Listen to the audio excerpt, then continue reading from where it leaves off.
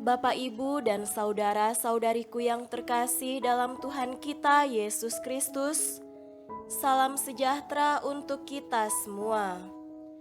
Berkat Allah yang Maha Kuasa senantiasa menyertai kita.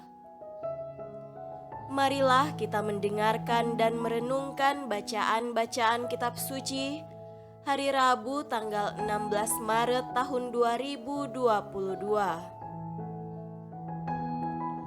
Bacaan pertama dari kitab Yeremia pasal 18 ayat 18 sampai 20. Berkatalah mereka, marilah kita mengadakan persepakatan terhadap Yeremia, sebab imam tidak akan kehabisan pengajaran, orang bijaksana tidak akan kehabisan nasihat, dan nabi tidak akan kehabisan firman. Marilah kita memukul dia dengan bahasanya sendiri, dan jangan memperhatikan setiap perkataannya.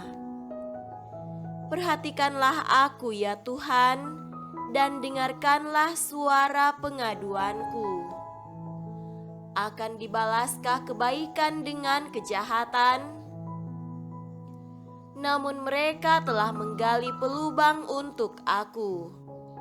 Ingatlah bahwa aku telah berdiri di hadapanmu dan telah berbicara membela mereka, supaya amarahmu disurutkan dari mereka. Demikianlah sabda Tuhan. Syukur kepada Allah. Semoga Tuhan beserta kita sekarang dan selama-lamanya. Inilah Injil suci menurut Matius. Dimuliakanlah Tuhan. Injil Matius pasal 20 ayat 17 sampai 28.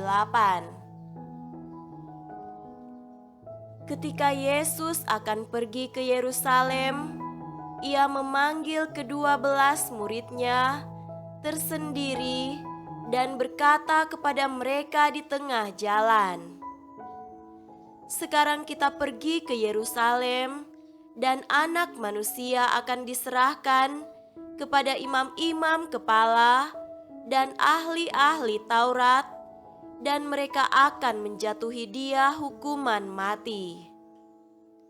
Dan mereka akan menyerahkan dia kepada bangsa-bangsa yang tidak mengenal Allah, supaya ia diolok-olokkan, disesah dan disalibkan, dan pada hari ketiga ia akan dibangkitkan." Maka datanglah ibu anak-anak Zebedeus serta anak-anaknya itu kepada Yesus, lalu sujud di hadapannya untuk meminta sesuatu kepadanya. Kata Yesus, "Apa yang kau kehendaki?" Jawabnya, "Berilah perintah supaya kedua anakku ini boleh duduk kelak di dalam kerajaanmu, yang seorang di sebelah kananmu dan yang seorang lagi di sebelah kirimu." Tetapi Yesus menjawab katanya, "Kamu tidak tahu apa yang kamu minta. Dapatkah kamu meminum cawan yang harus kuminum?" Kata mereka kepadanya, "Kami dapat." Yesus berkata kepada mereka, "Cawanku memang akan kamu minum, tetapi hal duduk di sebelah kananku atau di sebelah kiriku, aku tidak berhak memberikannya. Itu akan diberikan kepada orang-orang bagi siapa Bapakku telah menyediakannya." Mendengar itu, marahlah ke-10 murid yang lain kepada kedua saudara itu. Tetapi Yesus memanggil mereka lalu berkata, Kamu tahu bahwa pemerintah-pemerintah bangsa-bangsa memerintah rakyatnya dengan tangan besi, dan pembesar-pembesar menjalankan kuasanya dengan keras atas mereka. Tidaklah demikian di antara kamu.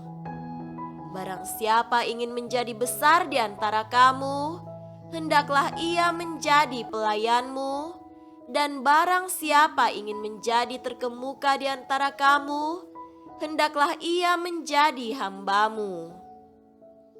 Sama seperti Anak Manusia, datang bukan untuk dilayani, melainkan untuk melayani, dan untuk memberikan nyawanya menjadi tebusan bagi banyak orang.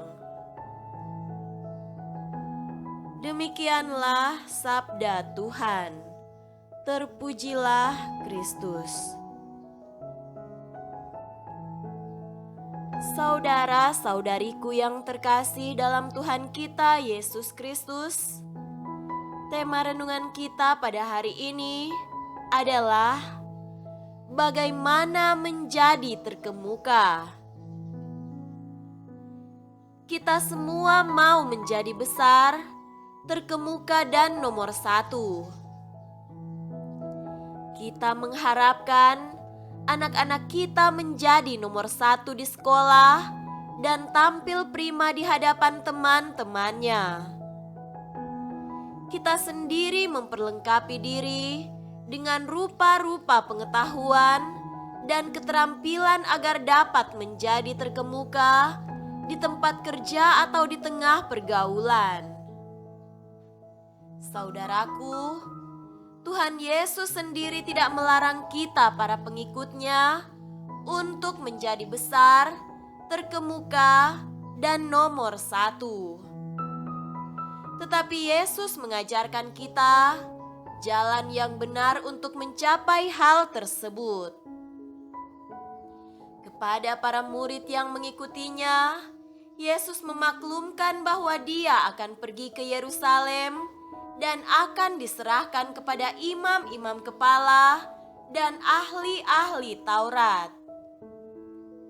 Dia akan dijatuhi hukuman mati dan diserahkan kepada bangsa-bangsa yang tidak mengenal Allah. Dia akan diolok-olok, disesah, dan disalibkan.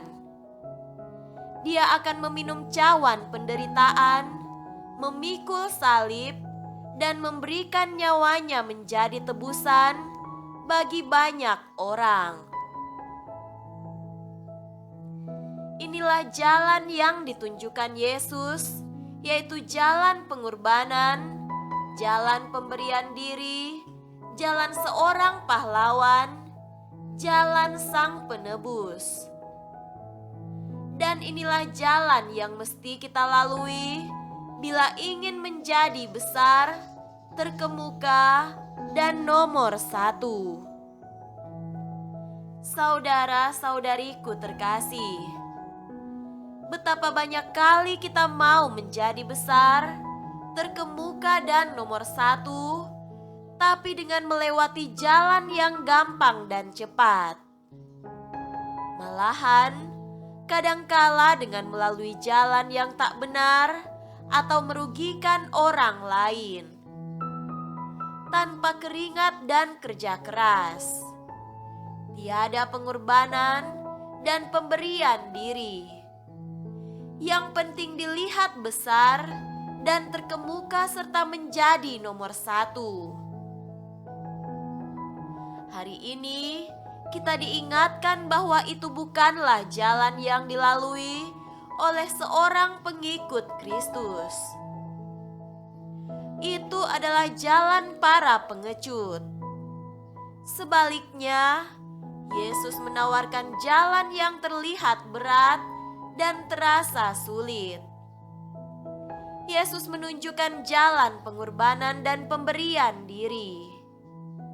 Tapi sesungguhnya pengalaman kita menunjukkan bahwa jalan sedemikianlah yang memang mengantar orang pada kesuksesan dan kebesaran sejati, pada keharuman dan keselamatan hidup. Karena itulah jalan para pahlawan, para bijak dan para suci. Semoga demikian. Amin.